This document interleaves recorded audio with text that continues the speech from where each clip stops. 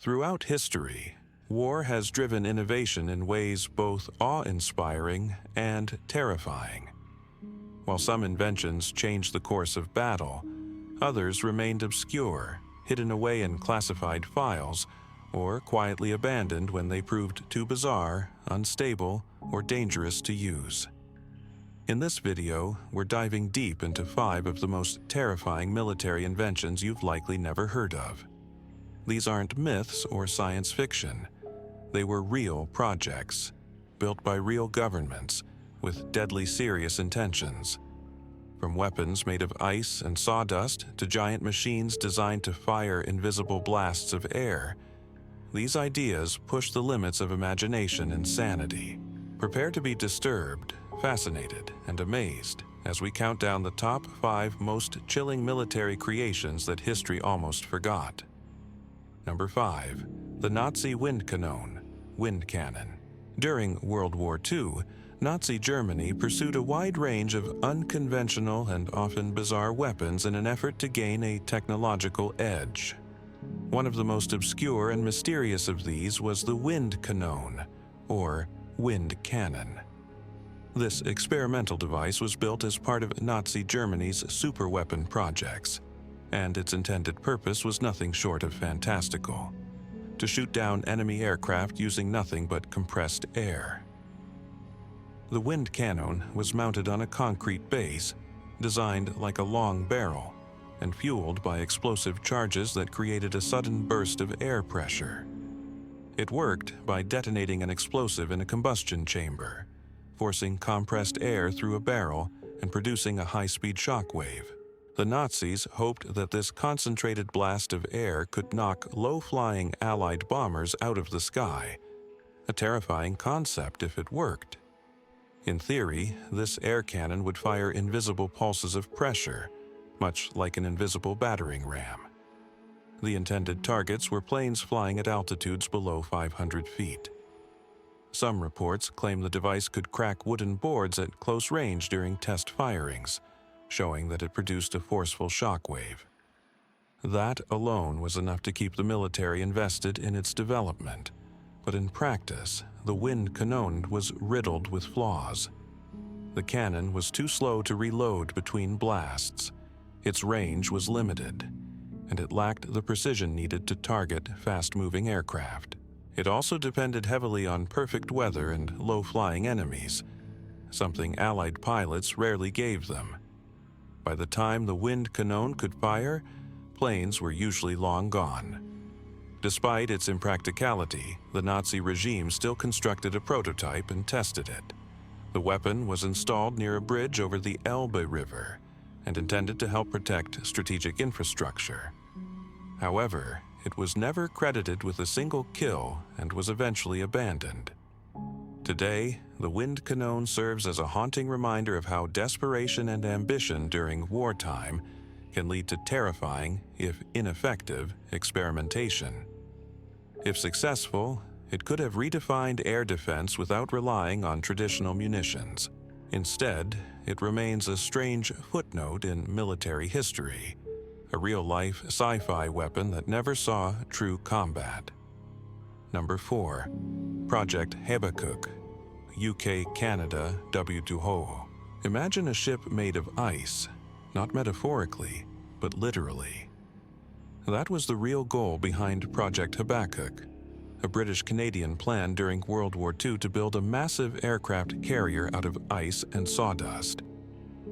At the height of WW, the Allies faced a problem. German U-boats were wreaking havoc on shipping convoys in the North Atlantic. Traditional aircraft carriers couldn't patrol far enough to protect these convoys, and there wasn't enough steel to build a fleet of new ones. Enter Geoffrey Pike, an eccentric British inventor who proposed a radical idea: construct enormous floating platforms made of pykrete, a mixture of ice and wood pulp that was harder than pure ice and could even resist bullets. Pykrete didn't melt easily, was surprisingly strong, and floated like a dream. It sounded insane, but Winston Churchill approved the concept. A prototype was constructed in Alberta, Canada in 1943, The plan called for a ship 2,000 feet long, 300 feet wide, with walls 40 feet thick, essentially an artificial iceberg that could launch aircraft and survive torpedo strikes. The concept was ahead of its time. Pykrete was tested and proved extremely durable. In one demonstration, a bullet fired at a block of pykrete ricocheted, while one fired at regular ice shattered it. Tests also showed that the material could be kept solid with simple refrigeration. However, reality set in quickly. To maintain a floating ship of that size would require a refrigeration system the size of a factory. The production logistics were nightmarish. It would take massive resources and constant maintenance to keep the ship from melting. Add in war priorities shifting, and the increasing availability of steel and escort carriers, and the project was ultimately shelved. While Project Habakkuk never became reality, it's considered one of the boldest military experiments ever proposed.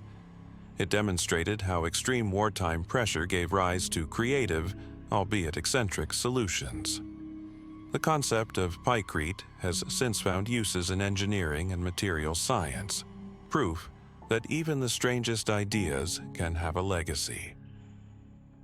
Number 3. The Ekranoplan, the Soviet Caspian Sea monster. In the chilling depths of the Cold War, the Soviet Union set its sights on dominating more than just land and air. They wanted control over the sea, without ever touching it.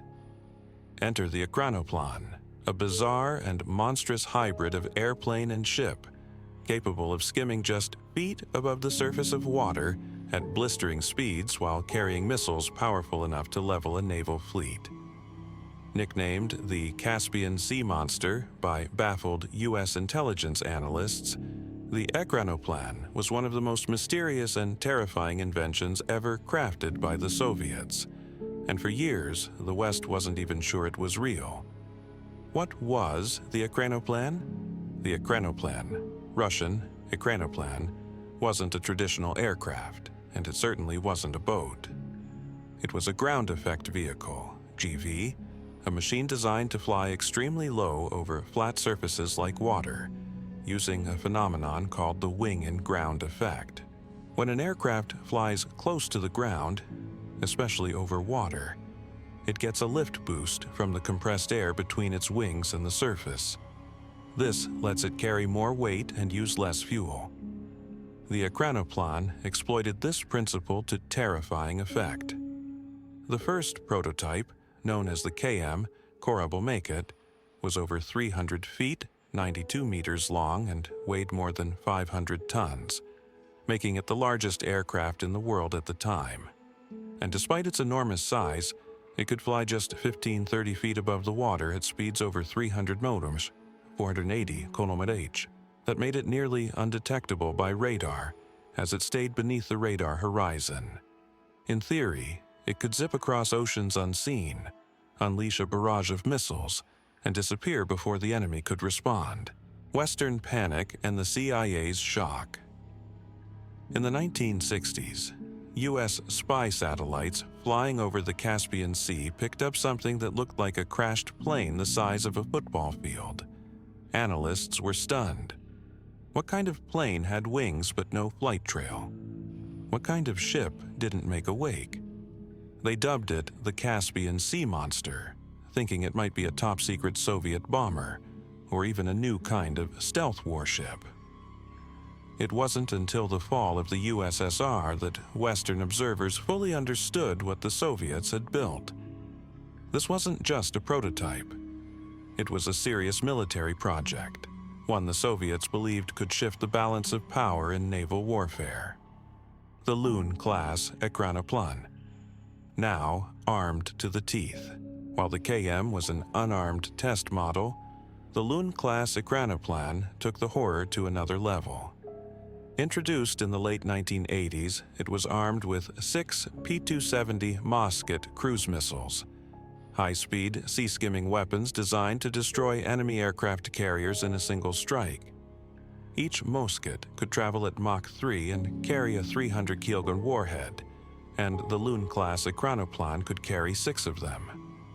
Imagine a stealthy monster zipping toward your fleet just feet above the water, too low to detect, too fast to stop, and then unleashing 6 missiles before you even know it's coming. Tactical advantages and dangerous flaws. The Ekranoplan was built with chilling strategic advantages. Low radar signature. Its proximity to water made it nearly invisible to early warning radar systems. High payload capacity. It could carry heavy weapons, troops, and cargo across vast distances quickly. High speed. Much faster than a ship and more fuel efficient than a traditional airplane. Surprise strike. Capability. It could launch devastating attacks and escape before detection. But these advantages came at a cost. Poor maneuverability. It was hard to steer, especially at high speeds near the surface. Limited to calm seas.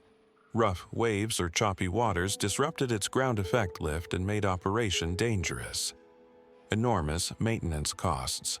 The size and complexity required constant repair and support infrastructure. Specialized use?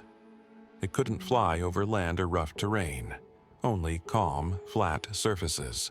Ultimately, these issues made the project too risky and too expensive to deploy at scale. Abandonment and legacy. Only one Loon-class Ekranoplan was completed. Plans for troop transport and hospital versions were scrapped. The fall of the Soviet Union in the early 1990s killed the program entirely, and the lone completed craft was left to rust in a dry dock near the Caspian Sea. Today, it's become an eerie tourist attraction. A Cold War relic sitting silently on a beach, looking like a spacecraft that crash-landed from another timeline. Russia has occasionally floated ideas of reviving the Ekranoplan concept for Arctic patrol or rapid response transport missions, but no modern variants have materialized. Why it still terrifies military strategists. Even in failure, the Ekranoplan serves as a frightening reminder of what could have been. If mass-produced, these machines could have devastated U.S. naval power, striking aircraft carriers before they had time to launch fighters.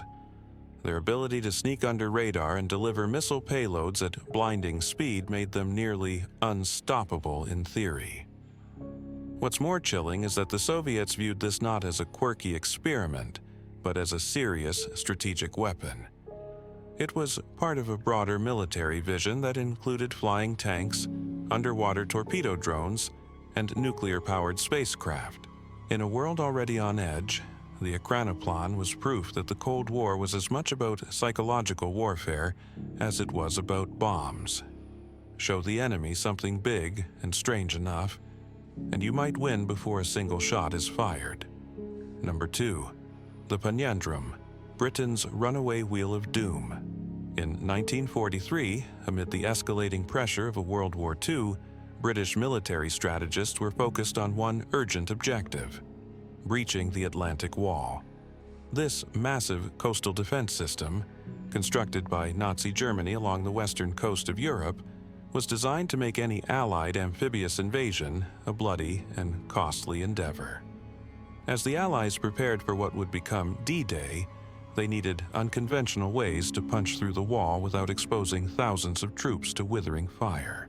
That year, the British Admiralty's Directorate of Miscellaneous Weapons Development, an organization known for its experimental and often unorthodox ideas, proposed a bizarre weapon unlike anything seen before.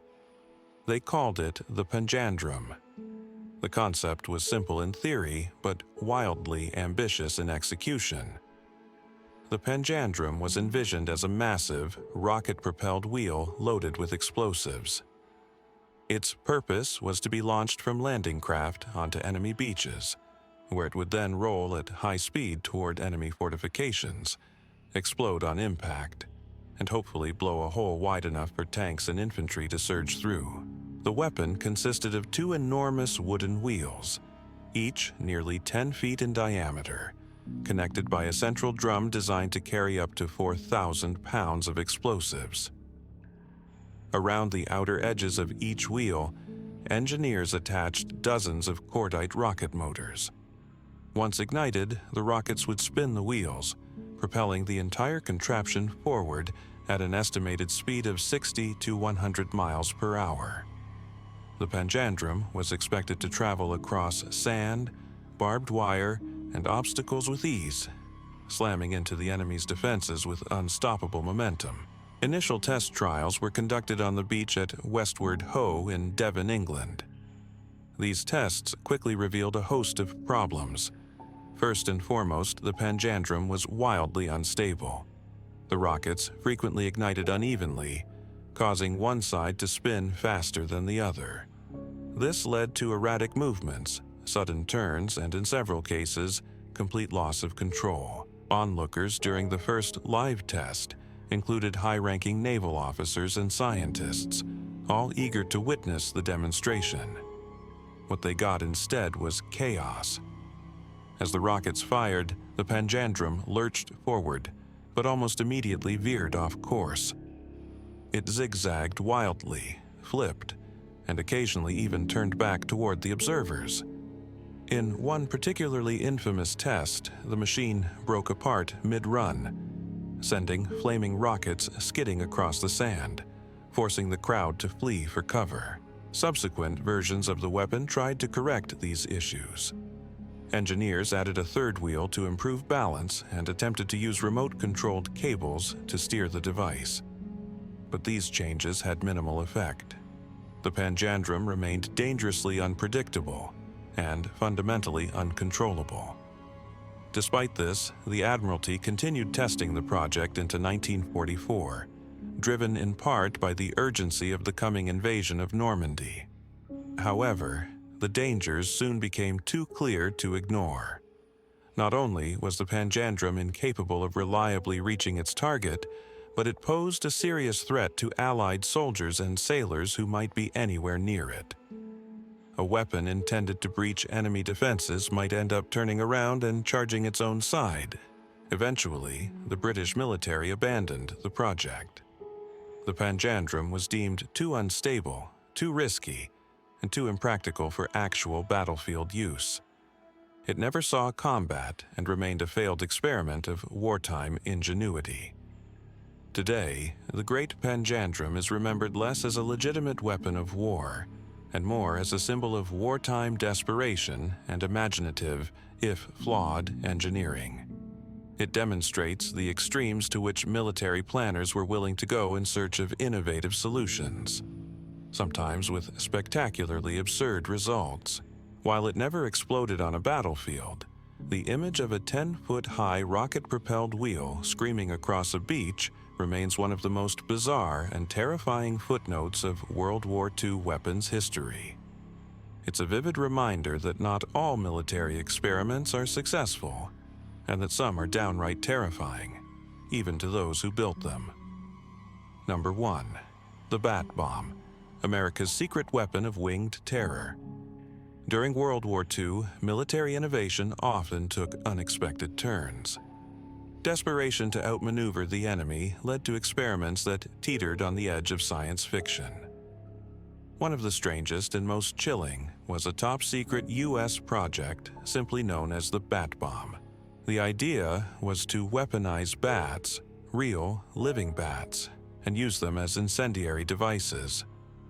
The plan sounds like something from a surreal novel, but it was entirely real and received funding and development under the United States military. The concept originated in 1942 from a Pennsylvania dentist named Little S. Adams, who happened to be a friend of First Lady Eleanor Roosevelt.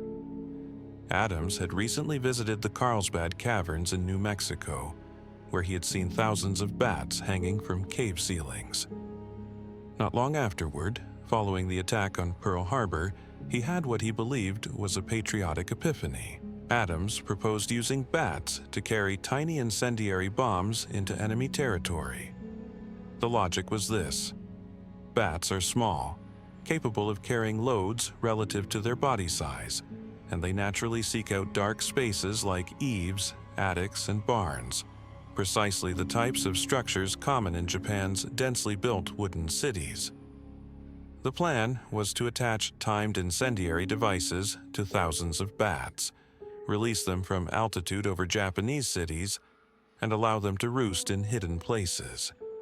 When the devices ignited, fires would break out across entire neighborhoods, difficult to extinguish and spread across hundreds or thousands of buildings simultaneously. Adams pitched the idea to the White House, and to his surprise, President Franklin D. Roosevelt approved it. The military took it seriously enough to bring the concept under the oversight of the Army Air Forces and assign it to the Carlsbad Army Airfield Auxiliary Air Base in New Mexico. The official code name for the operation was Project X-Ray. The team used Mexican free-tailed bats, a species known for its large colonies and strong flight capabilities. Thousands were captured and studied. Engineers began designing tiny incendiary devices made of napalm and timers, each weighing around 17 grams, light enough to not harm the bat or prevent it from flying. The devices were mounted using small harnesses made from surgical clips. The next hurdle was delivery.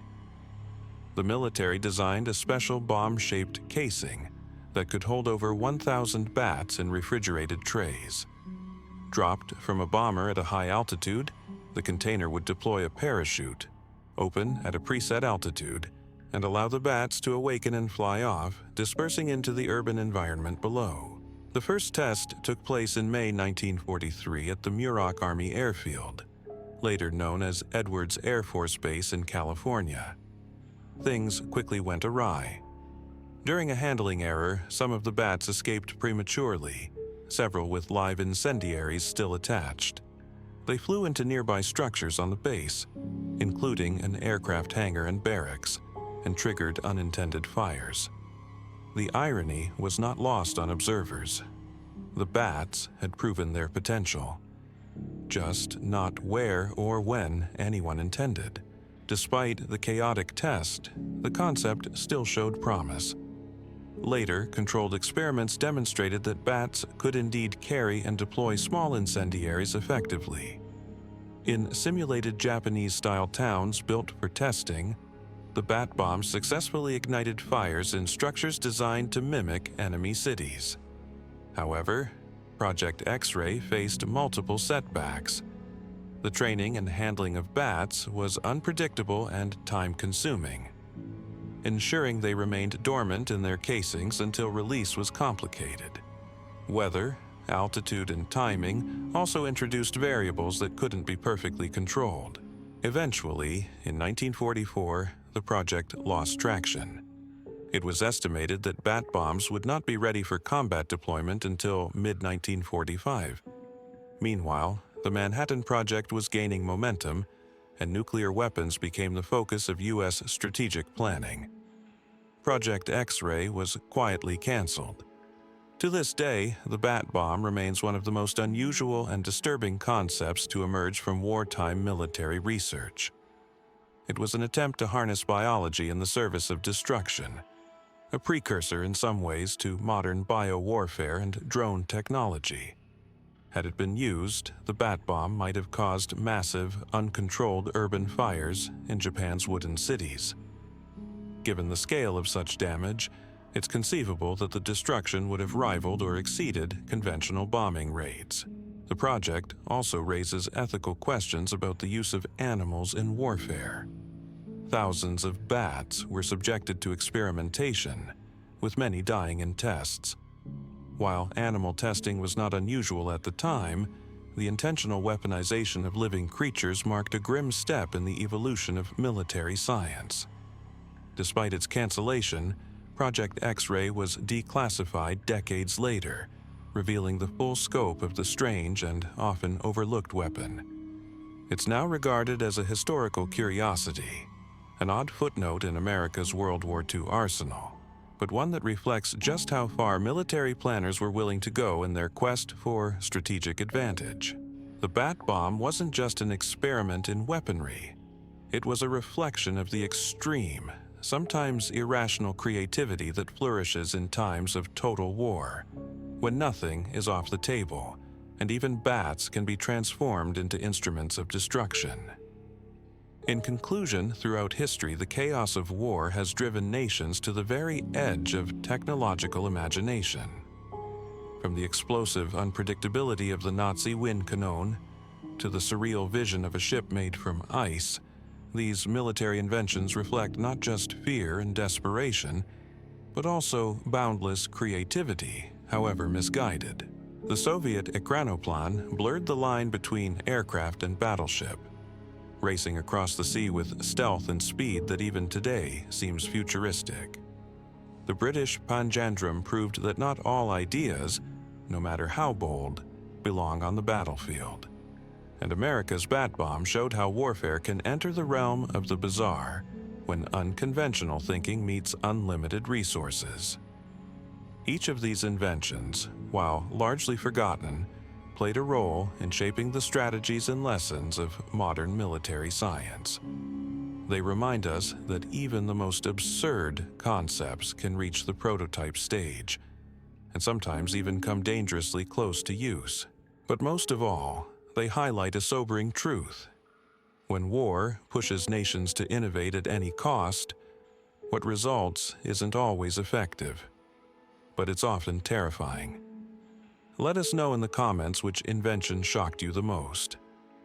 And if there's another strange military weapon you think deserves its own story.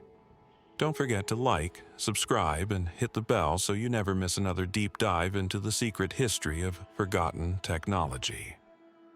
Thanks for watching, and remember, history doesn't just repeat itself.